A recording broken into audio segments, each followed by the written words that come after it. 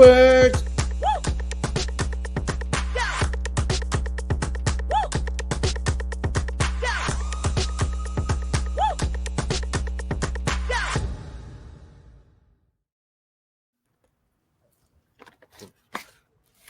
Dude, What are you eating? what are you eating? Was he trying to eat some chicken on the sly? I'm eating some tempeh. No, vegan, vegetarian.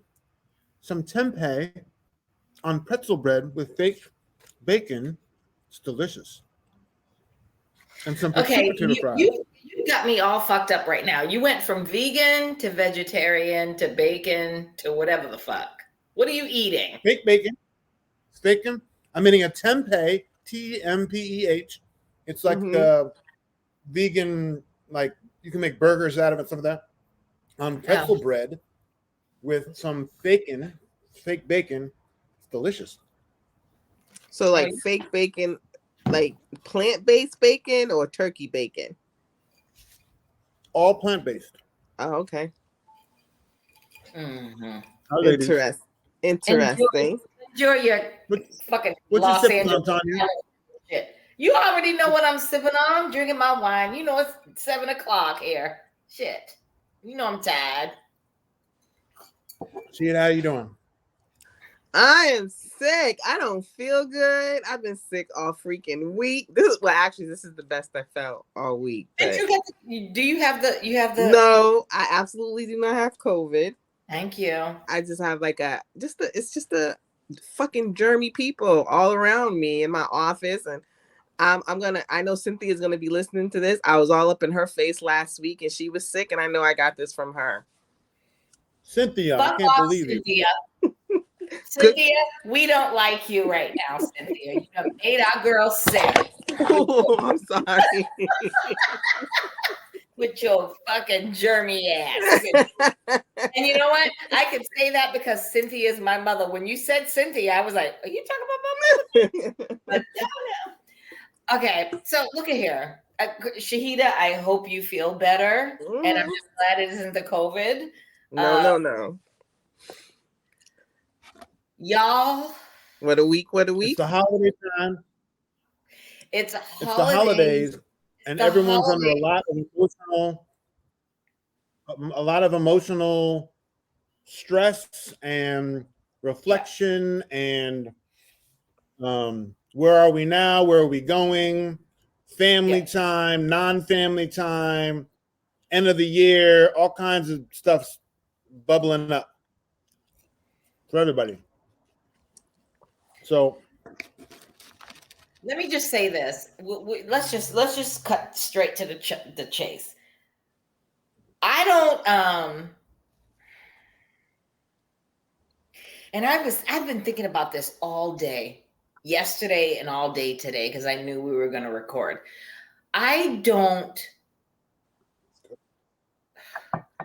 get into the whole celebrity thing.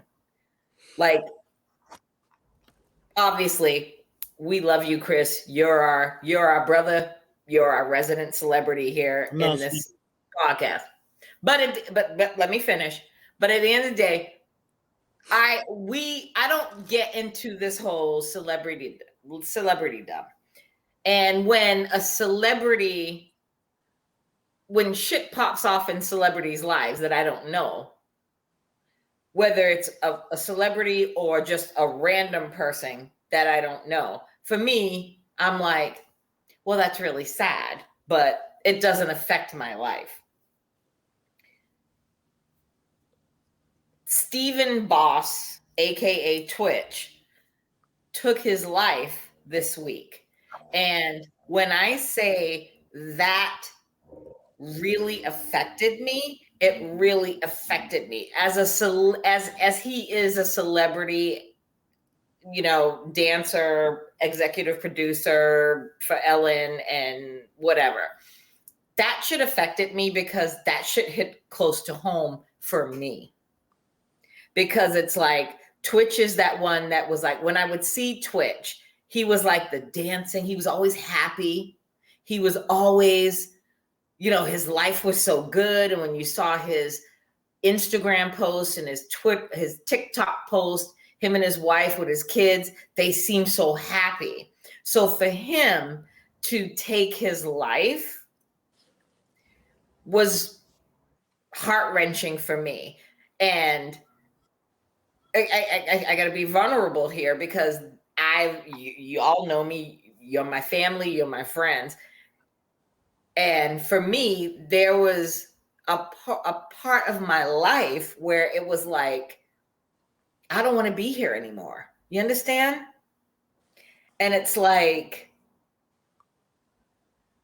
especially with the holidays here, Thanksgiving, Christmas, New Year's and stuff, and people are spending time with their families, their kids, their loved one and stuff. All I want to say to this, I don't know what was in Twitch's mind, but I understand. I don't know what he was going through, but I understand because I've been there. And I know what it's like to look at yourself and say, I don't want to be here anymore. And I'm going to try to do things to not make me be here anymore.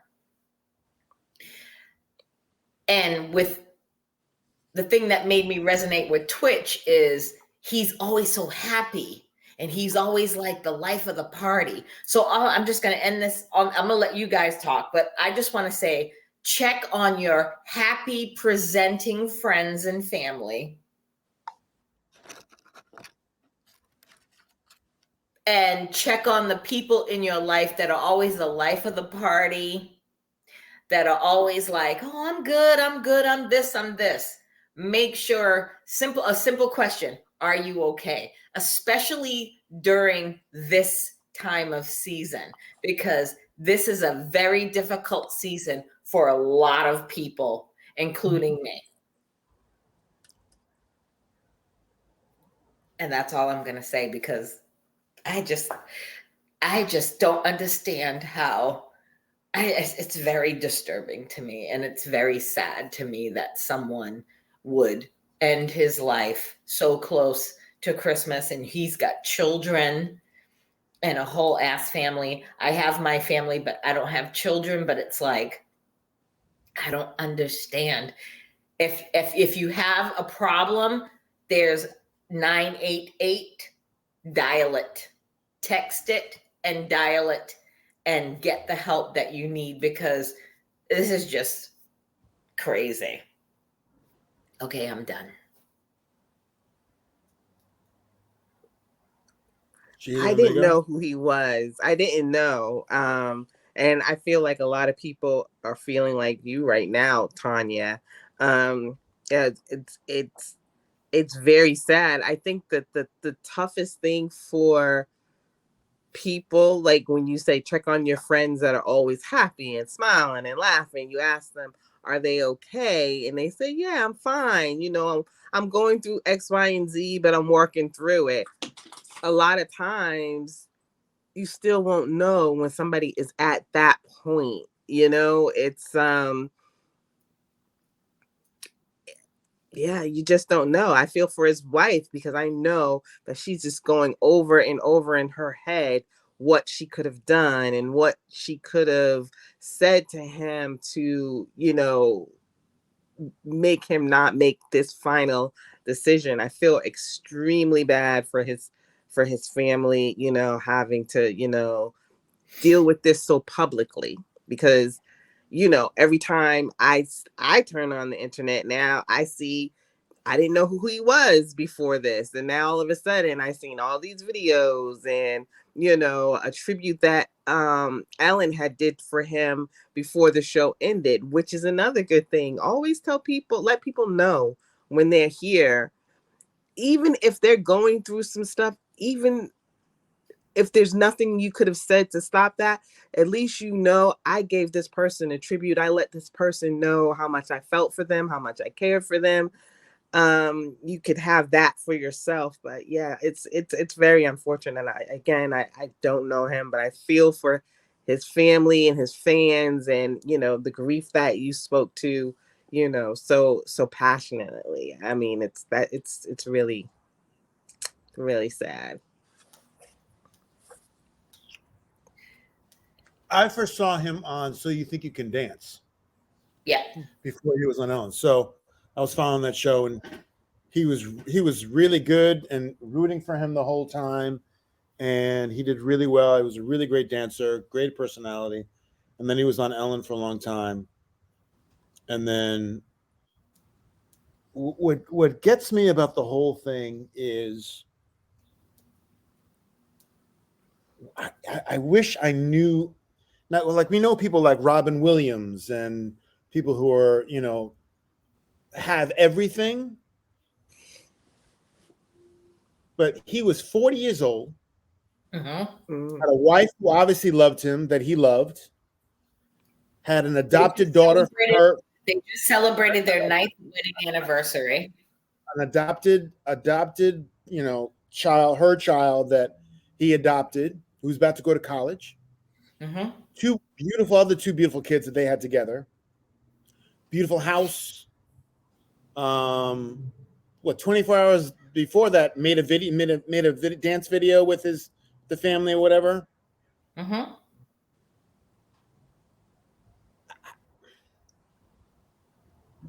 Now, obviously, you can hide what's going on, very easily. But like, what demons was he battling?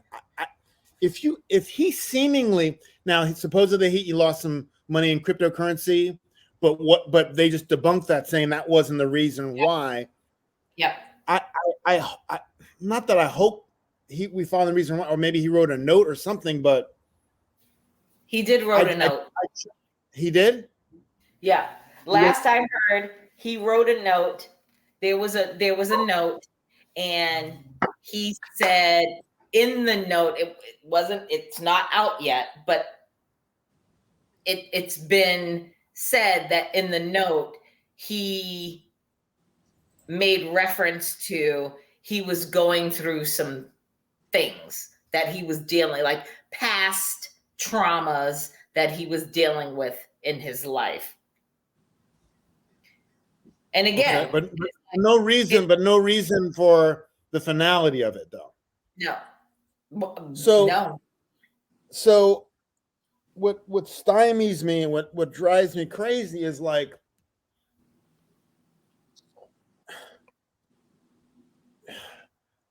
I wish that I guess people, and I think people that what's really hard about this is people need answers and validation for, oh, well, that is tough. Oh, that is really, really hard to go through, or I just lost my wife, or someone, whatever the reasons are. I mean, you're valid in your own reasons for, I guess, to the point of taking your own life, but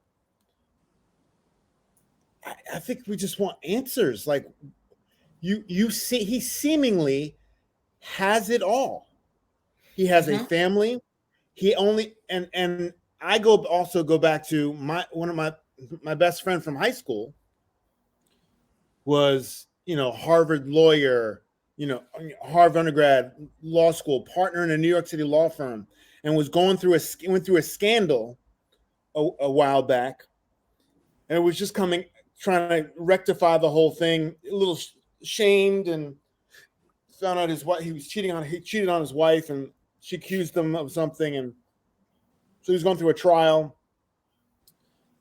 and he attempted suicide because I think the pressure was too much. But his wife caught him in time, and then he had his he has twin boys who were getting their bar mitzvah, and a daughter who was like 10. So I went to the bar mitzvah, and I had a chance, and we walked for a little bit. It's my best friend in high school. Walked for a little bit, and I was like, not what can I do, but I know you're going through it. What's what's going on? He's like, yeah, I'm feeling really bad. I'm ashamed about all this, and it's really hard. And I'm like, you know what? If you want to just get away, come to LA for a while, just come see me, stay with me, get yourself, ready. And he's like, maybe I'll do that. I'm going to do that. And seemed better. week later, killed himself. Went through with it. Mm. So, and I always go to the thought of you have not, it's not just you. It's not just you. You have 3 kids and a wife. Now, the wife is one thing. That's not your blood. I mean, even though that's your wife. Mm-hmm. But 3 offspring that you have a responsibility to, that they are going to be affected, whether they get money or not. Maybe, maybe they're set up for life or whatever, and that's what you need to do. But the damage that's going to be inflicted upon them, the whole family and friends, for the rest of their life, a week before right. Christmas. So to me, suicide, I understand, and I'm trying to have sympathy, but it seems so selfish to me to not think of others. I know, and I know I'm simplifying it, and I know it's not. Obviously, people will not do it unless they.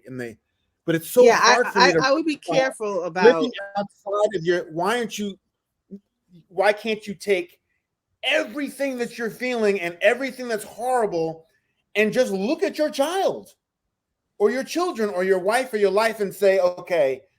Or talk to your therapist. I don't know if he was in therapy, whatever, or something to make you go, okay, this hurts so much that I don't want to be here anymore, but I have to be here for my family, or I have to be here for I have to be here for me.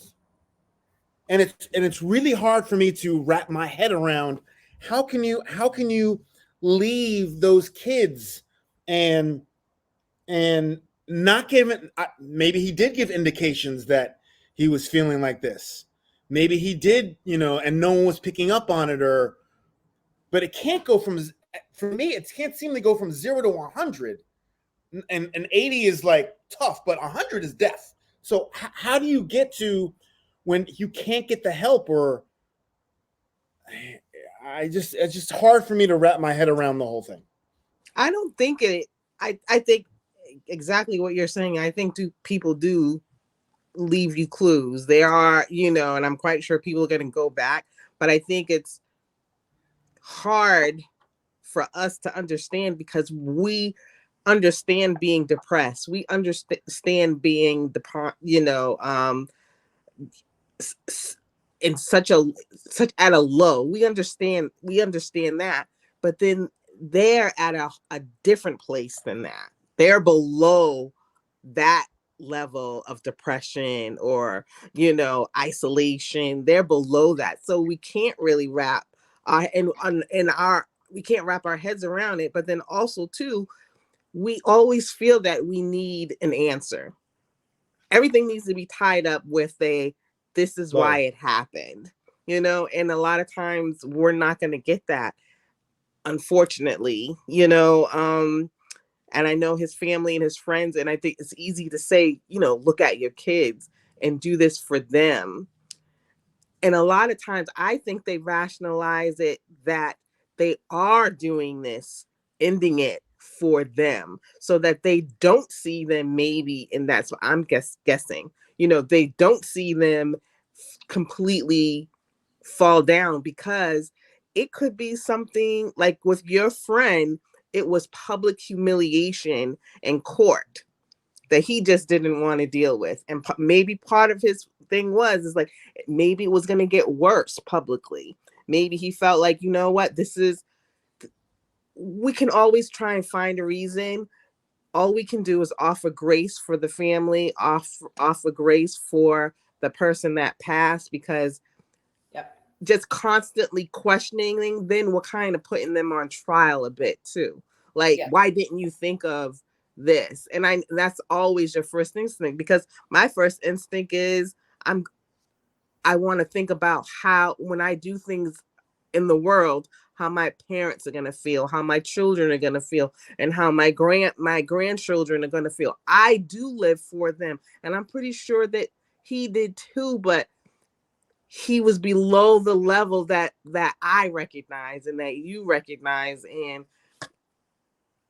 I just pray, and then I think, and this is one of the times when my mother says we always have to pray that we have the strength every day to get up and do what we have to do, even at that lowest moment, that there is going to be light at the end of that tunnel. Sometimes people just, and they get tired of fighting for the light too.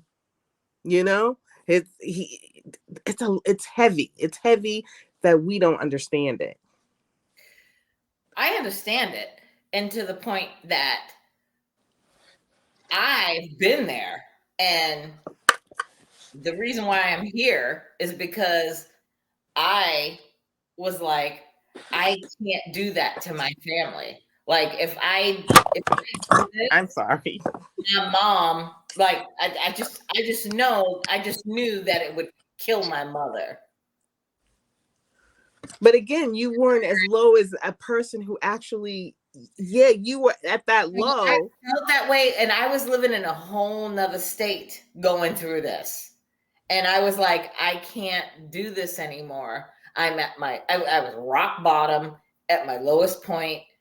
And I was like, I just don't want to be here anymore. Why am I here?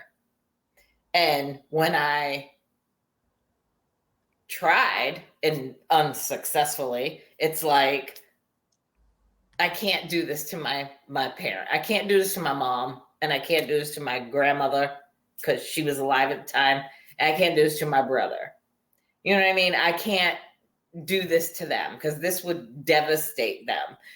I just decided, and this is with the whole mental health thing, as far as Black folk and people in general, I decided that, it's time for me. At that point, I was like, I didn't know nothing about therapy, nothing about getting help, nothing about making a phone call to something, whatever. I made that shit happen because I was like, you know what? I'm not doing this to my family. But I understand when people get to a low, to the point where they're like, I just can't be here anymore. I understand that.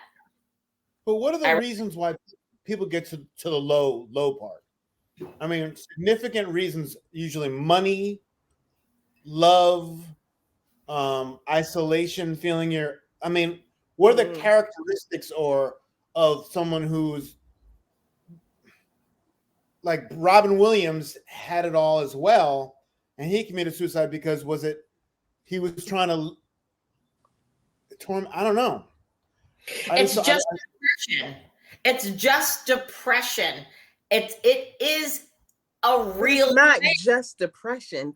I experienced depression, but the way these people describe that darkness, it's more than that. It's a real thing, and if you don't have the help that is there, I don't know. The whole thing with Twitch is that he was so happy. That he seemed happy. He seemed so happy. He seemed so, so with it. He was, literally on his TikTok, 24 hours before he took his own life, he was dancing with his wife. 24 hours ago, guess what I was doing? I was sitting on my couch watching TV. Like, I'm good, but I'm like, shit, this motherfucker was out here dancing and doing his TikToks with his wife, and I'm like, I'm just trying to get through the holiday season. Chris, the holiday season is a Thanksgiving, Christmas, New Year's. It's very difficult for me, and it's difficult for a lot of people. And I'm just like, how's this man out here doing his little dances with his wife? And I'm sitting here on the couch like, oh, well, Another thing about it is that he didn't do it so he could get help or like take pills or slit his wrists or do something where someone could save him. He blew his head off. He shot Blew his himself in brains the out. head. You're not coming back from that. So he's trying to. If you're going to do a death, that's going to do it. Yeah. But his wife must have Also, known. if he was on, huh? I'm sorry, you're frozen or am I frozen? No, you're not frozen, Shahida, but you're good. Go ahead, Chris. Yeah. No, I was saying I think his also, wife. Oh. Go I ahead. think we're on delay. But what could exacerbate it also, if he's on depression medication, can also make you suicidal. So I'm not that I'm hoping, but I'm hoping that at least he was taking something, and that spurred him on even more, and to not give it, like he just couldn't take it anymore, and it made him do that. I mean, that's what I'm not that I'm hoping for, but I just need an answer for something, because look at all the things that you have. I mean, because I'm like, look, I don't have any kids, and I'm going through some shit, and we all go through some shit. It's all, but I can't look to my child and go, oh well, that's not. It's not even in my. I can't even think about that because I have a child, or I have a parent, or I can't even. I would love to be able to do that, but my children. I got to be here for my children. I got to be here for my wife, and how it's going to affect them for the rest of their lives. For the rest of their lives, what happened with your dad? Oh well, what happened with your? And that's going to make my father committed. Saying my father committed suicide. It's selfish to me. It's selfish. It's selfish to me. I wouldn't say that. I used to say that. Yeah, I wouldn't use that word either. I used to say that suicide was selfish until it crept in my backyard. And I was like, I don't want to be here anymore. Because I think it's more than just, I don't want to be here anymore. It's like you said, whatever was haunting him, was bigger than his children and his, wife. And I feel like the wife probably knew that he was at a point, because from what I understood, she immediately, when she woke up and his car was there, she went to the police. That's not your first thought, I would think. If well, here's the thing that's got me a little. I'm trying to have a little empathy here. Mm-hmm. But what I've heard, and of course the media can be so fucked up, where he left, he got himself a little duffel bag and he left. And she saw him leave. This is what I saw on online, that he left and he didn't get in the car, he didn't take the car. And she was like, where, what are you doing? Like, why are you leaving and not taking the car? And then she waited a whole 24 hours before going to the police, LAPD, and saying he left and didn't take a car. And he ended up at the motel, which was like a mile, which I saw this morning, a mile and a half down the road from their house. He was at a motel, and then they found him because he didn't check out, and the cleaning people went in the room because he didn't check out. They went in the room and he killed himself in the bathroom.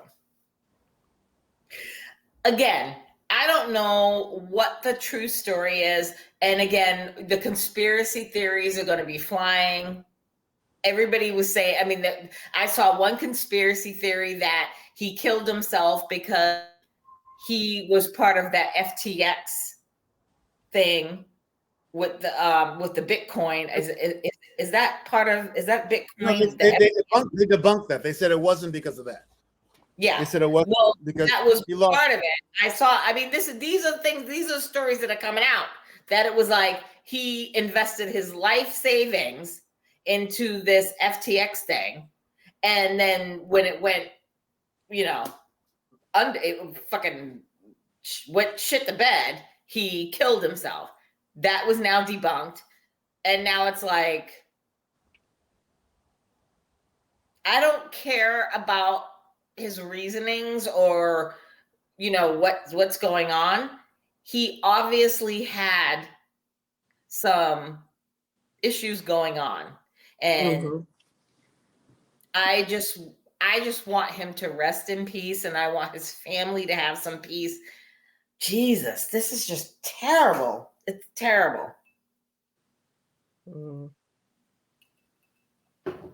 It's sad to be so close to Christmas and his children. He's got the older daughter and the two young children. Like, you know, for the rest of their life, they're not going to look at Christmas the same way ever.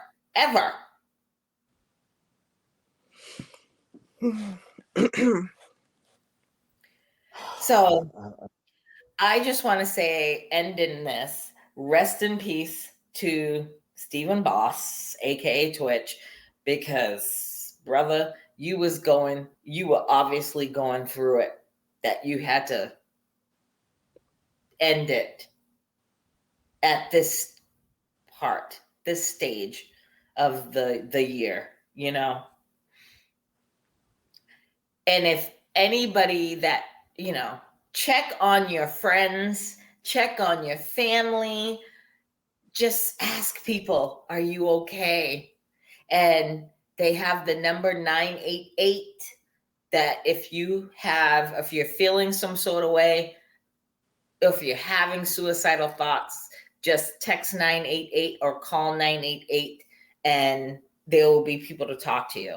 Because, you know, the holidays, especially the holidays, not everybody has that family that they can go and spend, you know, holidays with and break bread and have, you know, kumbaya and stuff. A lot of people spend these holidays alone, and that is fucked up. Or it could be good. I spent last year I spent my Christmas by myself in my house with my dog and my puzzle and my TV. And I ordered Chinese food, and it was depressing, but it was good. I do it everywhere.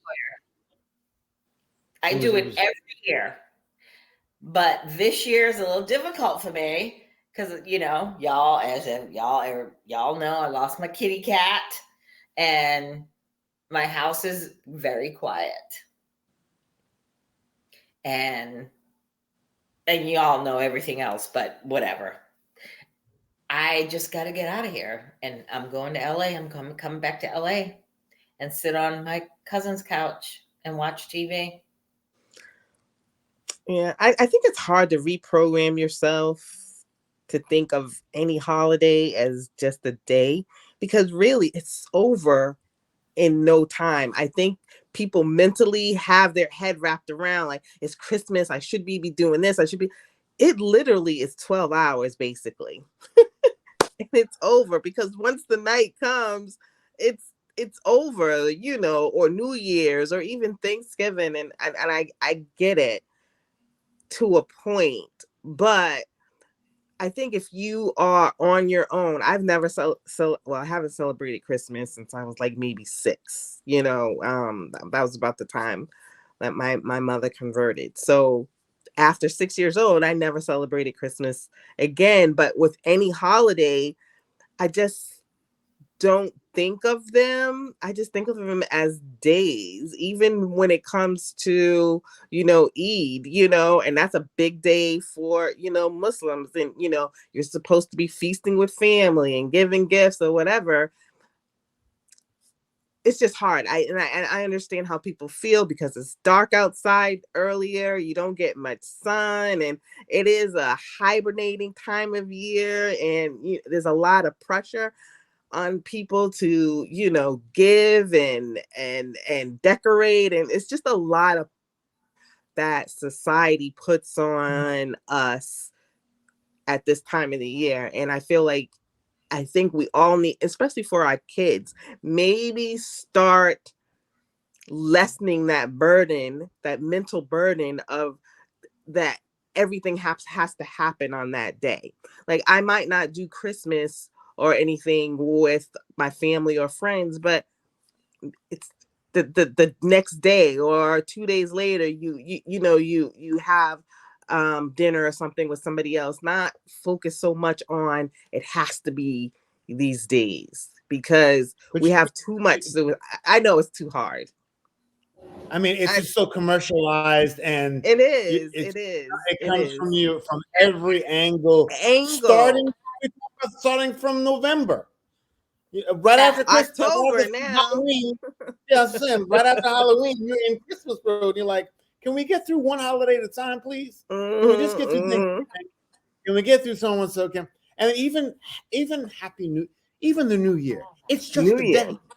It's just a day. Just a day. It's just a day.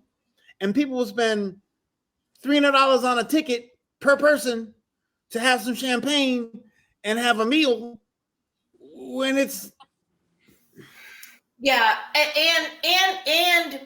and on top of the fact of the media that focuses on, it's tough.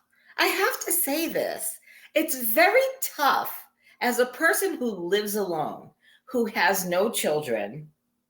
I mean, I have a family. I have my mom, my brother, his kids, whatever. But technically, I'm alone. And I'm good throughout the year. But during the holidays, it's like when you're watching TV, or I'm watching the news, or watching Good Morning America, the Today Show, and just TV in general, and the commercials that come on, or if I'm online or I'm social media, and it's like the family reunions and the shit that they show on TV, on the news of like everybody getting together. And I'm like, there's a lot of us that really are going to be spending the holidays alone. And we got to sit here and watch this shit shoveled down our throats day in and day out. That's tough. It's tough. Yeah. I mean, and I'm hard, I'm usually, you guys know me, I'm like, oh, let's do this. Let's do that. Let's do this. What are we doing? The holidays from November until after the New Year is very difficult for me because it's like, it's all about, oh, I'll be home for Christmas. Really? I don't want to hear that song. I don't want to see these videos of families, reuniting and people, this kumbaya thing. I'm happy for y'all, but for some of us, it's very difficult to swallow. I just can't handle that. And every year, this is the most difficult season of the year for me. I'm being very vulnerable right now without breaking down because I hate this time of the year. How long have you always hated it? I mean, I've hated it for 22 years. Okay. I have my birthday on November 2nd. I have Thanksgiving, Christmas, New Year's, and then my father's death on January 17th. Yeah. So I always gear people up too. I'm like, just letting you know some stuff might go sideways or something, because emotions going to be all over the place. Just letting you know from my birthday on, from before that, Halloween's sort of the last time I'm saying whatever, but it's hard for everybody because it's the finale. It's like the holidays and then the pressure of what are you doing for the holidays? The pressure of what gifts do I have to give that are going to be good enough? The pressure of who am I going to spend the New Year's with? The pressure of, am I going to go someplace? If I have to go someplace, how much more is it going to cost me to go someplace? That part. Spending money, the end of the year, how much you made for the year. There's a finality to, it's a New Year's coming. Are there things you're supposed to do this year that you didn't do? All kinds of things come at you full force, like come at you. And we are people of a certain age. So now it's like, here we are. we're going into a whole new year and we're all turning. You, Chris, have already turned. Shahida, you got your ass coming up in January. I'm right behind you in April. We're all just turning. And it's like, what the fuck is going on? Like, yeah. What the fuck? I'm tired. I'm happy.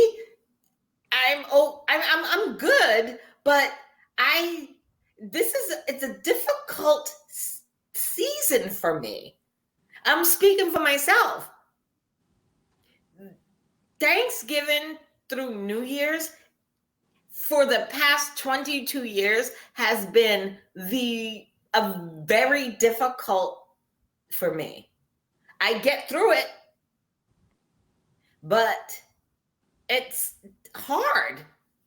And back to the Twitch thing, I feel his pain because it's like he's so happy, and I'm like that person within my family and in my circle where I'm always like cracking jokes, and always everybody's like, "Oh, girl, you got your shit going together. You got a good job. You got a good career. You're doing the most." Yes, good. I'm great. But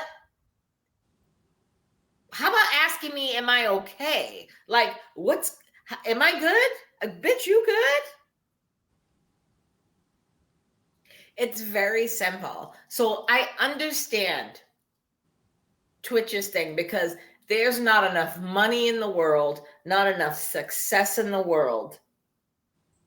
If you're not happy, you're just not happy. Yeah, but what can you do about it? That's.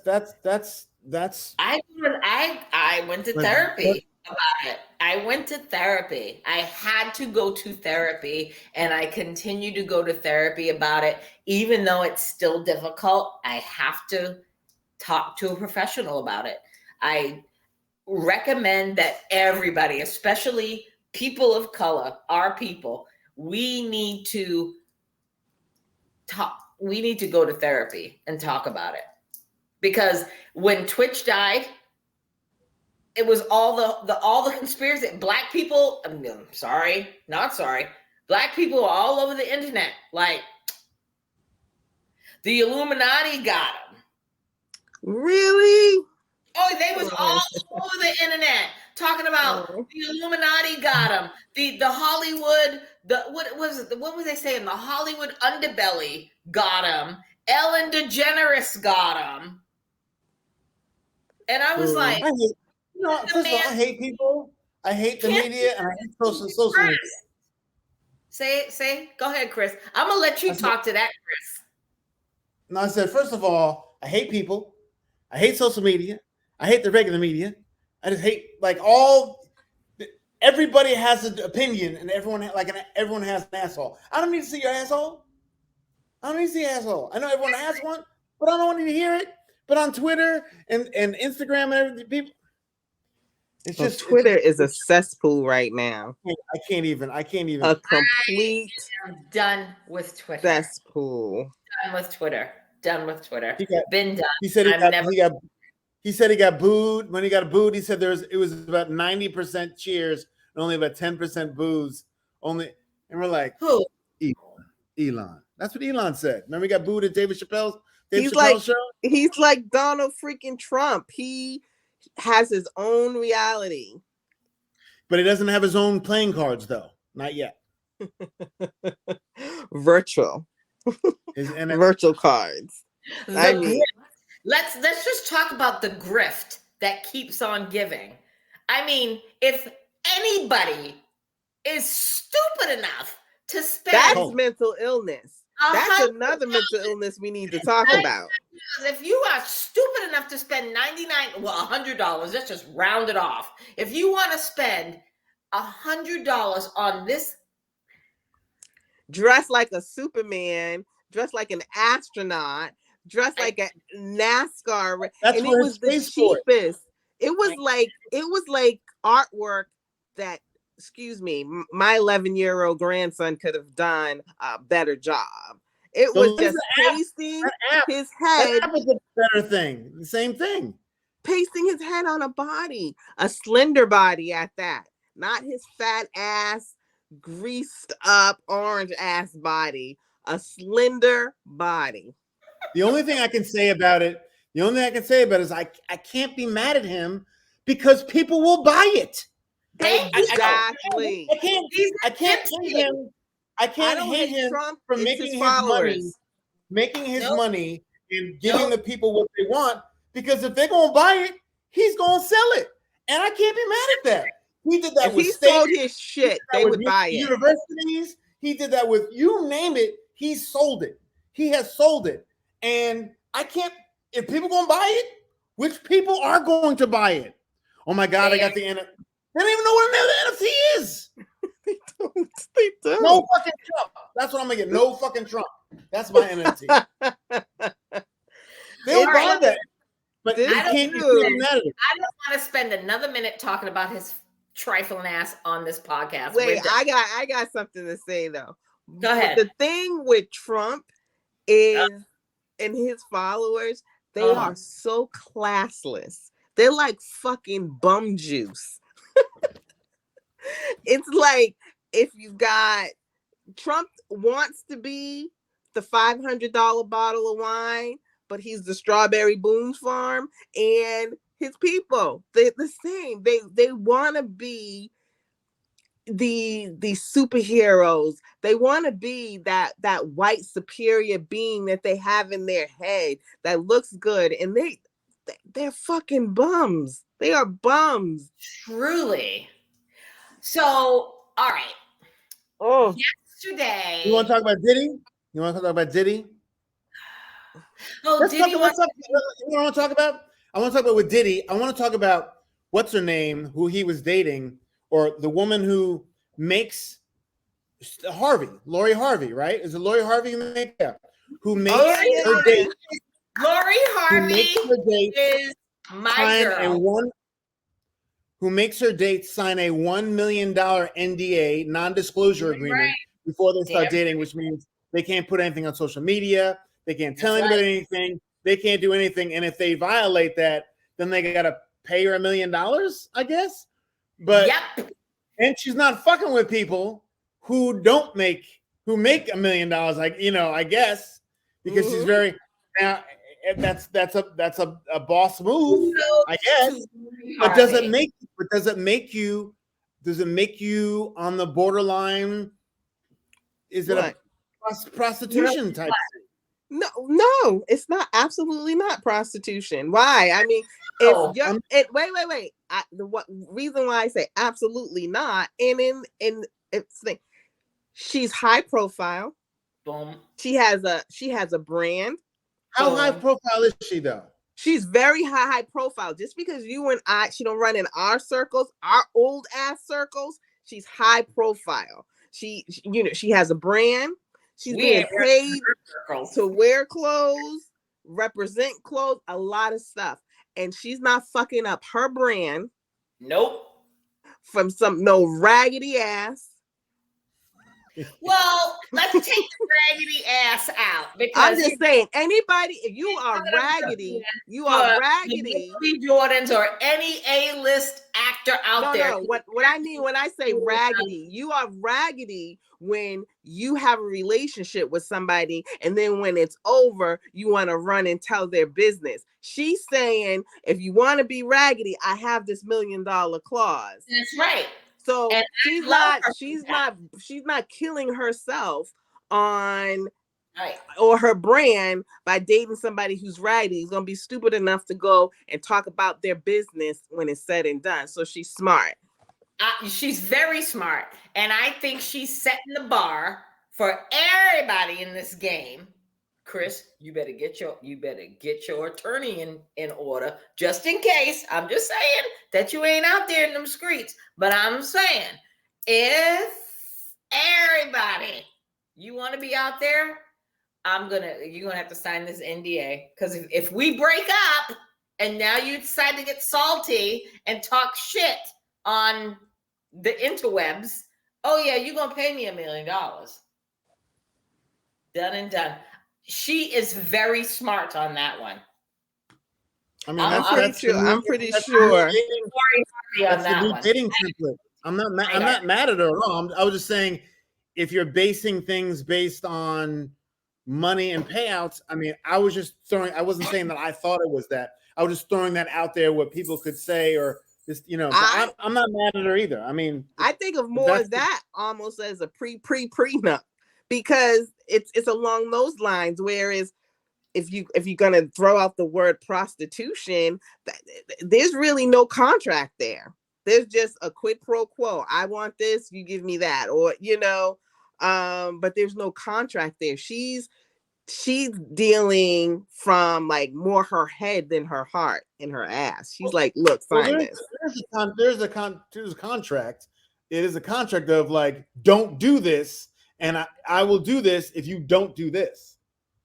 If you do this, then I'm gonna get money. It could be. Yeah, you're right. But she's only what? I think she's only like 25. No, she's older than that. She's like, I think she's about maybe 30. Oh, okay. I was thinking she's like 25, 26 years old. And she's out in there in them streets, and she's dating and doing the most. Hey, do you, boo-boo? 25. 25? Okay. Well, if my opinion, friggin' Diddy needs to take lessons from her. My thing is with Diddy and this new baby and Carisha, I was reading that drama because I'm just nosy and I didn't have nothing to do. I was sick all week. The way she was going back and forth, like on the internet, you sound hurt, boo. Don't say anything. If you knew about the baby was born in October. I saw a picture of the mother, but Diddy, why are you still 5 years old, 54 years old, still having sex and making babies accidentally? I don't know if it was accidentally. It wasn't accidentally. He planned on having this baby with this woman. No, but if she had a baby, she had a baby. If she didn't have a baby, she didn't have a baby. I know, but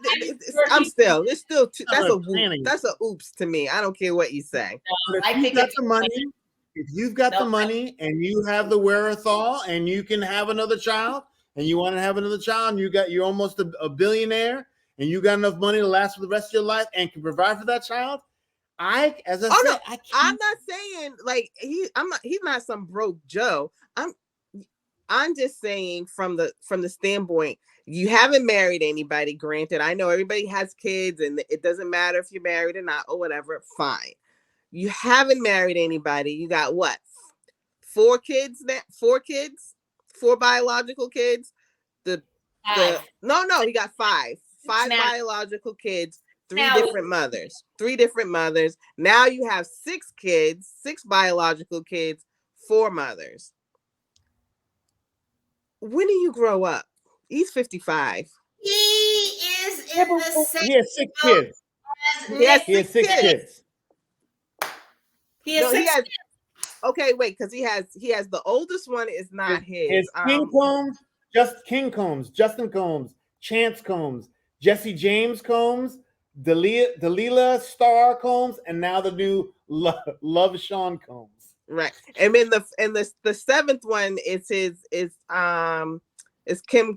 Kim's and Chris Porter. Kim Porter and Chris. He claims him. Quincy from a previous relationship is not his biological, but that's his son. He claims if you can take care of him and he wants to have a kid, have as many kids as you want. You know what? You're right. Go ahead and just spread your 28-year-old hottie wants her kid to be taken care of. She's like, I'm not saying it for her. It's you know what? It's fine. I'm just saying. I'm not saying shit. You know what? I ain't got shit to say. You're right, because you're 100% right. He can have as many fucking kids as he wants to. He can pay his girlfriend $50,000 a month because he wants to. He can do whatever. He can have all these chicks on the side because he wants to, and they're gonna give it to him. And they having his babies. No, everyone's gonna be happy. Everybody gonna be happy except for Carisha because she was pissed off this fucking week. Here's the thing that I got to say about this. if you, as a Diddy and as a Nick Cannon and as a celebrity man that has money hand over fist like that, if you want to fucking make all these kids with multiple women, I don't give a shit.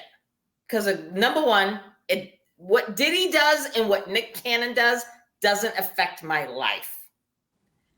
And the average Joe can't do it. The average Joe can't do it. But I'm saying they think they can. Doesn't affect my life. All I say is this: make sure that your children know each other. Whoever your baby mamas are, make sure that your children know that that's my brother, that's my sister, that's my brother, that's my sister. Clap, Diddy's clap, good for that though. He has his kids together all the time, and that's Diddy the only thing that I can respect about him. Yeah, Diddy is good for that for now. He's been that way always. He's good for that for now, unless he wants to start competing with Nick Cannon. Nick Cannon's got what now? 12 children, 10 children? And I don't see Nick Cannon with his kids like I see Diddy with his kids. No, but at the end of the day, well, it's not Diddy being the kid's life. Diddy it's about five knowing who they are. Right, but he had 5 with Kim Porter. All right? So that's the 5 kids right there. No, he had 3 with Kim Porter. He had 2 with 3 a with daughter Kim named Porter. Love. In December 2020, he shares 5 kids with his late ex-girlfriend Kim Porter. He has another daughter, Chance, with his former stylist Sarah. He doesn't Chapman, have 5 kids with Kim Porter. He has the twins with Kim, and then he has Sean Jr. If he's a Sean Jr., I don't know. And then Justin is what's that? Misa Hilton's son. Misa Hilton. Yep. Misa Hilton's son. And then Chance is that model. And then the oldest one is Al B. Shore's child. Al B. Shore's kid. He only has 3 biological children with Kim. He takes care of all of those kids. He takes care of all of them, and they all together. And those girls are tight. Those girls are tight. Quincy was with Misa Hilton, Kim and Albert Joseph Brown, right? No, and then Misa Hilton, right? No, what? What did you say? Didi's eldest biological child, Justin Derek Holmes, was born with designer Misa Hilton Bryn. Okay, yeah. Yeah, Justin is with Misa. Quincy was biological of Kim's, and then Justin is hers, and then Christian is Diddy and Kim, right? And then Chance is Diddy's only child with his associate Sarah Chapman. Yep. And then Diddy and Kim's youngest children, 14-year-old twins, were born in December. Their mother sadly died when they were only 11 years, so I guess that's Kim, right? And then Love Sean. So hey, all I'm saying, but Nick Cannon spread them out. All I'm saying is, I don't care how you spread your seeds out. You can have 100 goddamn children with 100 goddamn baby mamas. All I'm asking of you, men, and baby mamas, is them kids need to know who the fuck their siblings are. Because this is Jesus Christ, let me get my banjo out now. You want your fucking son falling in love with his sister? I don't think I don't think that's the issue with them though. That's the issue that I come to with all these kids. I'm like, you got all these kids and all these baby mamas, and it's like, I mean, this is. But he's claiming them all, so there's no confusion. But this is just in regular families, in general, because this just isn't the Diddy's and the Nick Cannons of the world. These are just regular families of the world, where it's like you want to have all these kids produce this, that, and the other, and it's like, please make sure that you know who your kids are, and your kids know who their siblings are, because what you don't want is your fucking daughter to meet her brother in some other state, trust me, living proof here, that you don't want your daughter meeting her brother in some other state and then falling in love with them. And it's like, oh, now that I've banged you and had like kids with you, I don't you're my brother. Ma'am, No, you said living proof. No. Living proof of what? Living proof meaning that I obviously I don't have no children. And I'm just saying, living proof meaning like my dad has children elsewhere. I don't know them. But I'm also a middle-aged woman. So I'm not, if I meet them, I'm not going to have children with them or get in relations with them. But at the end of the day, it's like, come on. This shit is trifling. I think when you compare regular people to like famous people is a little bit different. So I get what you're saying. My thing is with Diddy and with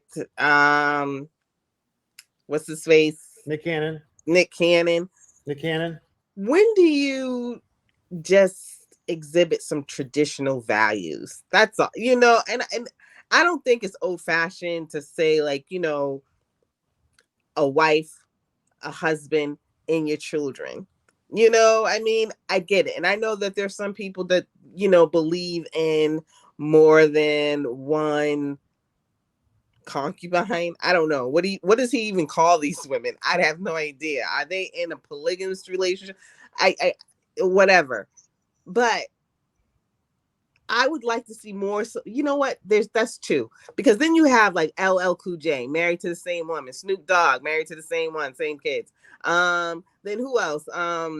Kojo married to his wife. They got kids. You have so many other actors out there that traditional values have their kids in the same house, and all we talk about are these trifling hoe men like Diddy. And Diddy's just so fucking old. It irritates me because you're damn near 60 years old and you're still acting like you're 20 and you ain't that damn cute, sir. He was never cute. He was cute. No, but he's rich. But he's rich. That's what it is. That's what it is.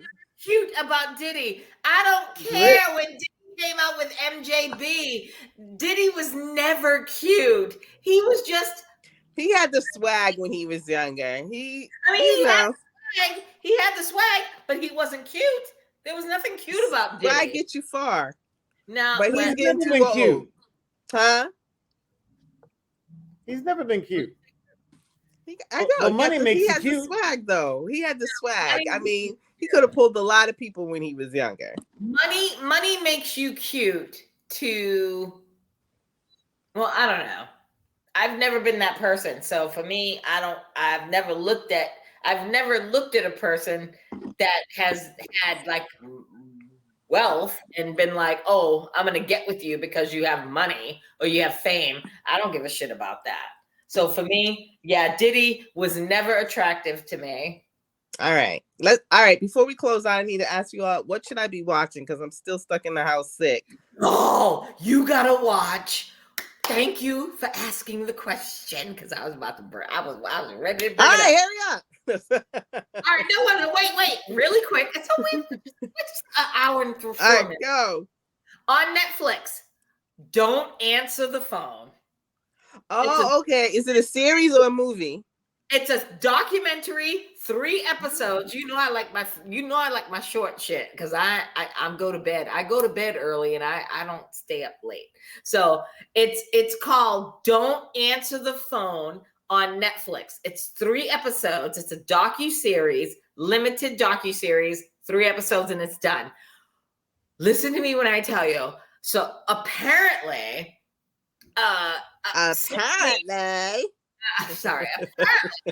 somebody was doing these hoax calls to McDonald's and Taco Bell's and all these fast food places across the country. I don't want to hear. Go ahead. Is it a spoiler? Is it a spoiler? It's not a spoiler. It's just telling you what it's about. Don't just watch.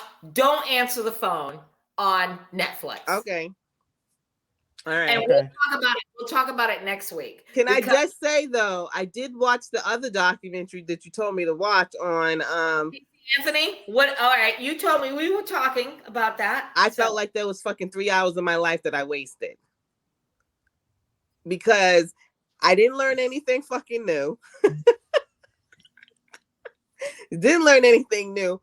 She did not change my opinion on her or her father. And the only thing, no, you know what? I lied. The only thing I say I did learn is that I understand completely why the jury let her off, because there was reasonable doubt on who killed that child. And I feel like the jury felt that she had a hand in it, her and her father, because it was they were the only two in the house. But I get it. But no, I didn't learn anything new. I don't feel like she made her case any stronger. Her documentary that she authorized, she with her own voice. Yeah, she's talking. So I would, if you want to hear her side of it, I would say definitely watch it. But I did not change my view of her at all. Matter of fact, I think it's worse. I agree with you on that. She is very detached and very she is who she is. It is what it is. Nothing changed on my feelings with her. My thing with that whole thing was, your whole family is fucked up, number one. A whole ass, like you said, a whole ass family of liars. And her father he ain't clean in this one. He never came off as clean, I think.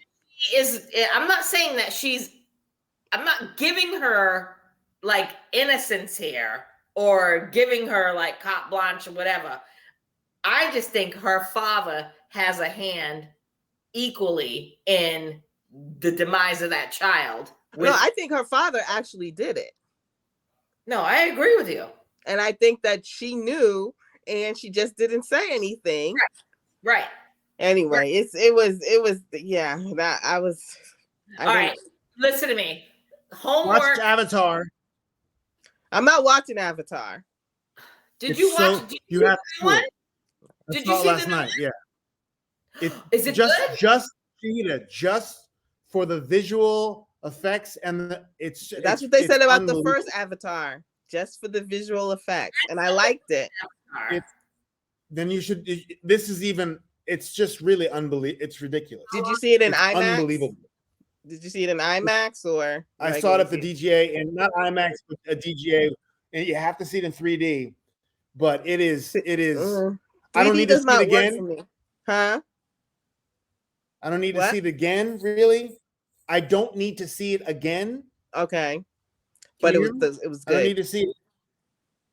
But it's worth going to the theater to see a movie like that. It's worth going to the theater. And 3 hours does not seem like 3 hours because it moves, and I napped for about 10 minutes at the beginning, so I was good, when they get into it. But it is, I was sitting in the front row and had it's pretty unbelievably amazing. Just the visuals. The story is great too. You'll feel the story's good.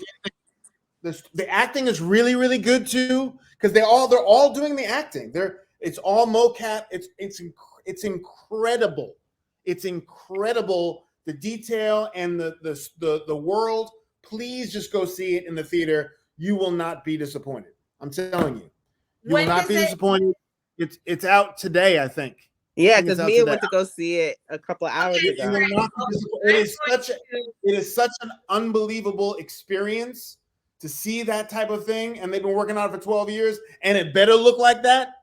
It's going to be the #1 movie of all time. And they made three more after this. 3 more coming.